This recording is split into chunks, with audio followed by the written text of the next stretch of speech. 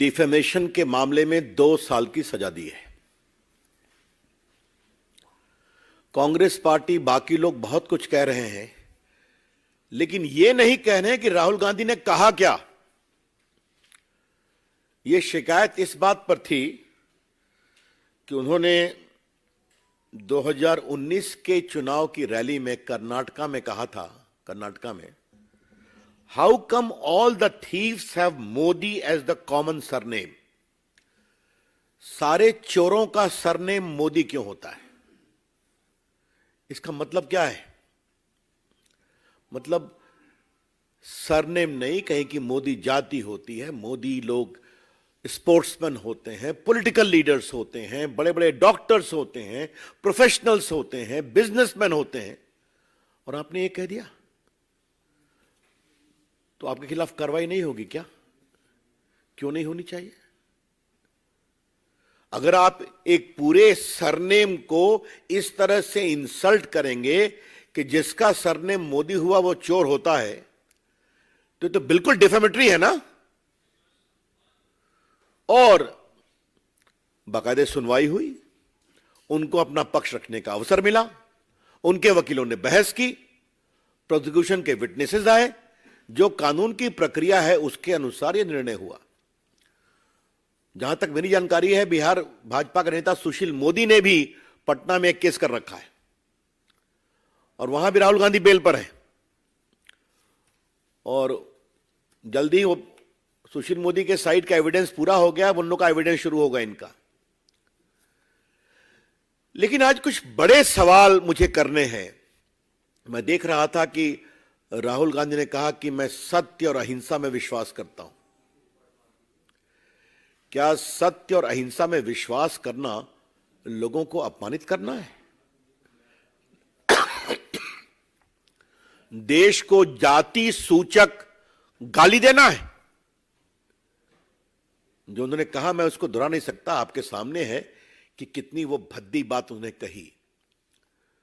अगर राहुल गांधी को अपने जिद से लोगों को अपमानित करने का अधिकार है, गाली देने का अधिकार है, तो जो उनकी गाली से दुखित हैं, पीड़ित हैं, उनको कोर्ट में डिफेमेशन केस करने का अधिकार है। The law of India is that if an individual or an organization has been defamed by defamatory comment, by abuses, by scurrilous comments, by scandalous comments, then he has got the right to seek redress. क्या Congress party को इस पर भी परेशानी है क्या कि वो चाहते हैं कि राहुल गांधी को कंप्लीट फ्रीडम दिया जाए, वो गाली पढ़ते रहें? ये तो नहीं हो सकता ना। अगर देश में कानून का राज है तो कानून का राज चलेगा। इसलिए आज मुझे सबसे आश्चर्य लगा उनके राष्ट्रीय अध्यक्ष खरगे साहब के कमेंट पर। क्या कह गए कि कोर्ट को बार बार बदला गया। You don't trust the court also. Congress party एक न्यायपालिका को भी अपने जेब में रखना चाहती है। खरगे साहब कांग्रेस पार्टी के राष्ट्रीय अध्यक्ष हैं। He must make responsible comments. क्या कहना चाहते हैं कि बार बार जज को बदला गया? It is a serious issue of contempt also. आपको सजा हुई, आप अपील में जाइए, अपनी बात कहिए, बेल आपको मिल चुका है टेम्पररी, आप जाइए अपील में। ये आप कैसे कर सकते हैं? और राहुल गांधी ने कोई पहली बात तो नहीं कहा है। याद करिए, राफेल के मामले पर इन्होंने सुप्रीम कोर्ट के बारे में भी टिप्पणी की थी और बाद में माफी मांगा इन्होंने। इस पर हम चर्चा कर चुके हैं। तो आलोचना का हम सम्मान करते हैं, राहुल गांधी आलोचना नहीं करते। राहुल गांधी देश को बदनाम करते हैं, जनतंत्र को बदनाम करते हैं और देश की जनता को भी बदनाम करते हैं। अब जैसे आपको अभी हाल में लंदन गए थे ना, उनकी तो हमने आपको एक ही बात कही कि भारत में लोकतंत्र समाप्त हो गया है और यूरोपियन कंट्रीज को और अमेरिका को इसका नोटिस देना चाहिए। उसकी चर्चा मैंने यहीं से की थी, तो कितना तूफान खड़ा किया गया, मेरे खिलाफ बड़े अपशब्द कहे गए। फिर हमने उनका वीडियो डाल दिया आपके सामने, तब कोई जवाब नहीं मिलता। उन्होंने भारत के लोकतंत्र का अपमान विदेशी धरती पर पहली बार नहीं किया है, हमेशा करते हैं, और उनको वोट नहीं मिलता। अभी आसाम में, नॉर्थ ईस्ट में हारे, नागालैंड में हारे, मेघालय में हारे, मिजोरम में हारे, तो फिर कहते हैं कि देश में लोकतंत्र खत्म हो गया। तो the people don't vote for you mister Rahul Gandhi, don't blame the people of India, don't curse the democracy of India. न भारत की जनता का अपमान करें, न देश के लोकतंत्र को पर विलाप करें, यह हम कहना चाहते हैं। अब बताइए उन्होंने क्या क्या कहा। नफरत के बीज बोएंगे। राहुल गांधी विदेश गए तो नफरत के बीज तो बोएंगे ही बोएंगे। लंदन में क्या कह गए, भारत यूनियन ऑफ स्टेट्स है, भारत राष्ट्र नहीं है। तो राष्ट्र की समझदारी राहुल को कितना आपको पता ही है। ये तो बिल्कुल माओइस्ट थिंकिंग है ना, कि भारत कोई देश नहीं है, एक राज्यों का समूह है जिसको संवैधानिक दबाव में एक रखा गया है। अब बाकी मैंने कह दिया, भारत के लोकतंत्र पर हमले हो रहे हैं, भारत की आवाज दबा दी गई है। उसके बाद उन्होंने क्या कहा, कश्मीर एक बहुत ही हिंसक राज्य है, जबकि वहां हिंसा कम हुई है, वो तिरंगा फहरा करके आए। पुलवामा हमले को उन्होंने लंदन मार्च में कहा कि वो कार धमाका था, कार धमाका, शहीदों का अपमान किया उन्होंने। फिर कहा विपक्षी नेताओं के फोन पर पेगासस लगे हुए हैं, सुप्रीम कोर्ट ने कहा अपना फोन तो दे दीजिए आप, तो देने की हिम्मत नहीं हुई। और चीन की तारीफ तो जो उन्होंने किया, आपने देखा ही, चीन सद्भावना बड़ा देश है। 22 में क्या कहा था लंदन में, देश में मिट्टी का तेल छिड़क दिया गया है, चिंगारी की जरूरत है। और कहा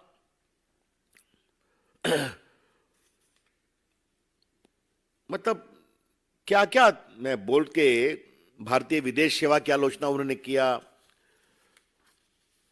और क्या कहा, 2021 में सद्दाम हुसैन और मोहम्मद गद्दाफी भी चुनाव जीतते थे। तो राहुल गांधी वही तरीका अपना ले अगर उनको यही परेशानी है तब। और जहां तक गाली पढ़ने का सवाल है, तो आज तो हमारे पास पूरा रिकॉर्ड रखा हुआ है उनका उनके पार्टी के नेताओं का। मैं बदलनी से कहूंगा इसको रिलीज कर दें आप लोग के लिए। क्या क्या कहा, अभी जो उनके राजस्थान के प्रभारी सुखविंदर रंधावा हैं, उन्होंने पीएम मोदी पर क्या कहा कि उनको खत्म करने की बात कही। जयराम रमेश तो पीएम की तुलना हिटलर स्टालिन से करते ही रहते हैं। शायद कांग्रेस पार्टी के गुणी कम्युनिकेशन इंचार्ज को हिटलर स्टालिन से बहुत प्रेम है? और सुरजेवाला साहब ने कहा मोदी तेरी कब्र खुदेगी। पवन खेड़ा जी ने उनके पिता का अपमान किया। और किसने किसने क्या कहा, मैं तब सारा कुछ मेरे पास है। कुछ तो इतने शर्मनाक हैं कि मैं उसको रिपीट नहीं कर सकता, क्षमा करिएगा।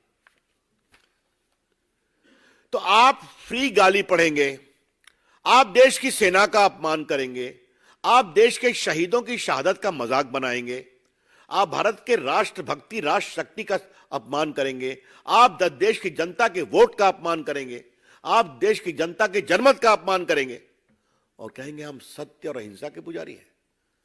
ऐसा कैसे चलेगा?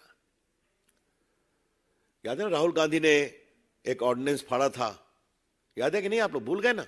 सबके आपके सामने पड़ा था। It is nonsense. तो जो ऑर्डिनेंस मनमोहन सिंह की सरकार ने कैबिनेट में पास किया, उसको उन्होंने फाड़कर फेंक दिया था। तो देश को कमजोर करना, देश को बदनाम करना और नरेंद्र मोदी के खिलाफ और भाजपा के खिलाफ भद्दी से भद्दी गाली समान आरोप लगाना राहुल गांधी की फितरत हो गई है। इसलिए मैंने सब विस्तार से कहा। लेकिन अब ये हाइट हो रहा है कि अब वो न्यायपालिका पर भी टिप्पणी कांग्रेस कर रही है। राहुल गांधी जी, अगर आप गाली पढ़ेंगे तो कानून तो काम करेगा ना, कि वो भी नहीं करेगा।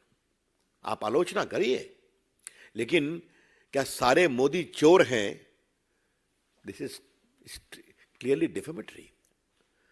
तो आपको कानून का रास्ता दिया गया, आप वहां पेश हुए, आपने सफाई दी, आपकी सफाई कोर्ट को कन्विंस नहीं हो सकी, और अगर इस तरह से बोलेंगे तो और समस्या में पड़ेंगे आप। तो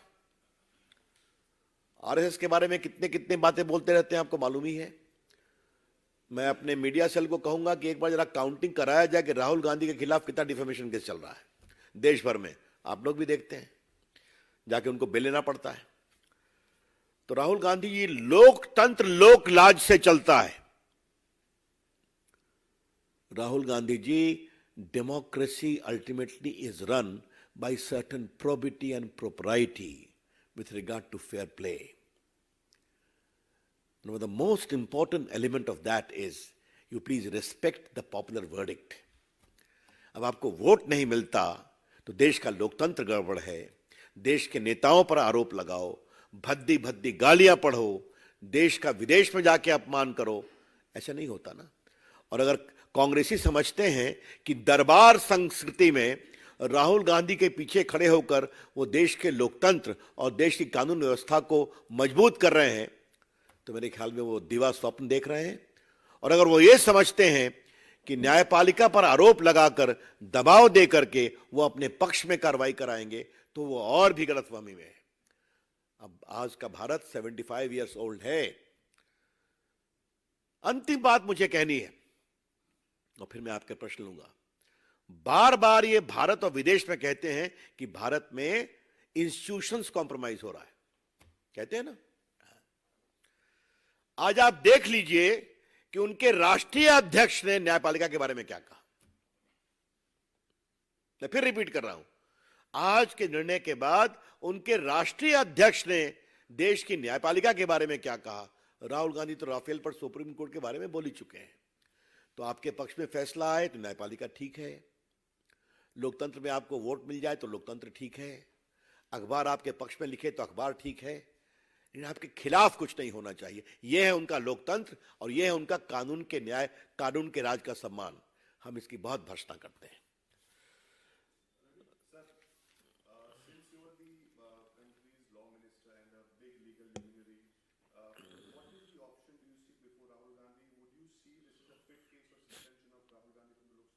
As far as Ravi Shankar Prasad is concerned, he is not a legal advisor of Mr. Rahul Gandhi. I think there are many eminent lawyers in his company. Mr. Baloni, वो उनको एडवाइस करेंगे। देखिए, ऐसा है, section 8 of the representation of people act में इस बात का प्रावधान है कि अगर आपको 2 साल की सजा होती है तो उसमें कार्रवाई का प्रावधान है। अपील के लिए आपको वक्त मिलेगा, जो स्टे करते हैं उसके बाद, वो समय सीमा खत्म होने के बाद। उसके बाद कई ऐसे भी प्रिवेंशन ऑफ करप्शन एक्ट है, होर्डिंग है, भारत के प्रतीकों का अपमान है, उसमें आपको सजा कुछ भी हो लेकिन आप डिस्क्वालीफाई होंगे। अब ये निर्णय स्पीकर का है, मुझे उस पर कुछ नहीं कहना है। कांग्रेस ने ये भी कहा है कि दरअसल ऐसा लगता है कि बीजेपी ये चाहती है, जिस तरह से संसद में माफी की मांग कर रही है और इस मुद्दे को जिस तरह से उठाया गया, मुकदमा आगे बढ़ाओ, अप्रोच तौर पर न्यायपालिका पर जो टिप्पणी आपने बताया कि राष्ट्रीय अध्यक्ष ने किया उनके, वो कह रहे हैं कि दरअसल बीजेपी ये चाह रही है और ये षड्यंत्र कर रही है कि राहुल गांधी की सदस्यता खत्म हो जाए, लेकिन कांग्रेस करने वाले। मैंने इसका क्या जवाब मैं दूं भाई? हम पर आरोप लगाने के बजाय कांग्रेस के नेता अपनी पार्टी का और अपने नेता का बहुत बड़ा हित करेंगे अगर वो उनको समझाएं कि वो क्या बोले, सोच समझ कर बोले। वो छोटे व्यक्ति नहीं है ना, वो कांग्रेस के राष्ट्रीय अध्यक्ष रहे हैं ना। हमेशा भविष्य के प्रधानमंत्री के रूप में कांग्रेस उनको पेश करती है, बार बार उनको पैकेज, रिपैकेज, सुपर पैकेज करती है। तो करती है तो करे, उनका निजी मामला है, लेकिन थोड़ा ये भी तो समझाए क्या बोलना, कैसे बोलना, किन शब्दों का प्रयोग करना, ये तो वो नहीं देखते हैं। इसे कहते हैं शुद्ध भाषा में दरबारी संस्कृति। जैसे ही सूरत कोर्ट ने अपना फैसला सुनाया, पूरी कांग्रेस पार्टी, जितने उनके मुख्यमंत्री हैं, सब राहुल गांधी के बचाव में उतर गए। प्रियंका गांधी ने ट्वीट करके बोला है कि ये सरकार जो है साम दाम दंड भेद तीनों का इस्तेमाल करे। मेरा भाई जो है सरकार के खिलाफ, बहन के भाई के प्रति प्रेम के बनी हुई टिप्पणी पर मुझे कुछ नहीं कहना है।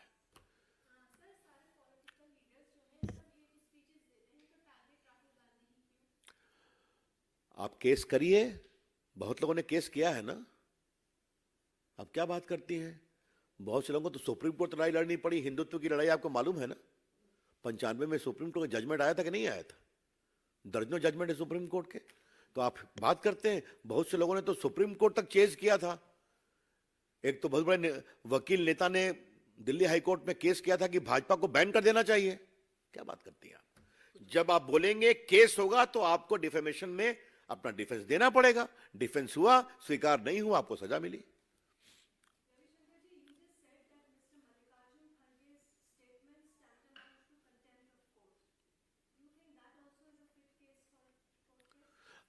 आई have made a general observations.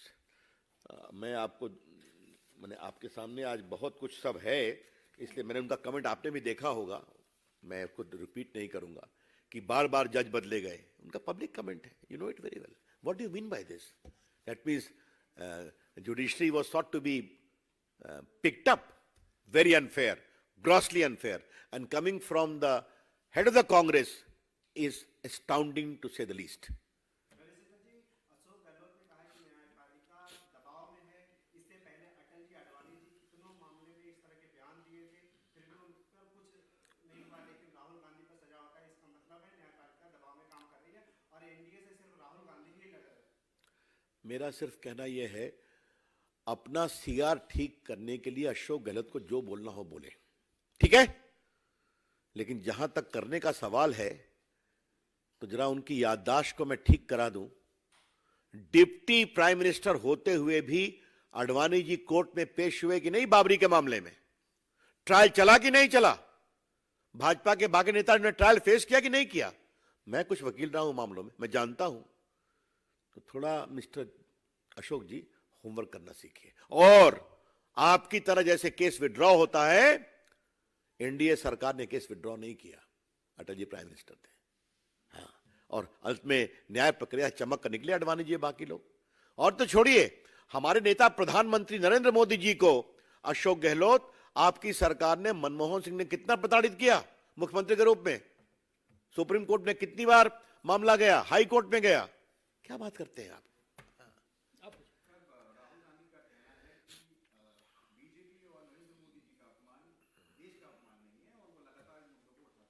अच्छा, अभी हमने देश का अपमान की बात कहां कहा है? उन्हें जो लंदन में कहा, मैं आपको सुना चुका हूं ना, आप भी देख चुके हैं ना। Indian democracy is becoming a nuts, and America and European Union is oblivious to this decline of democracy. यही उनके शब्द थे, तो मैं उन्हीं के शब्द को तो कोट कर रहा हूं ना। जी, आप पूछिए।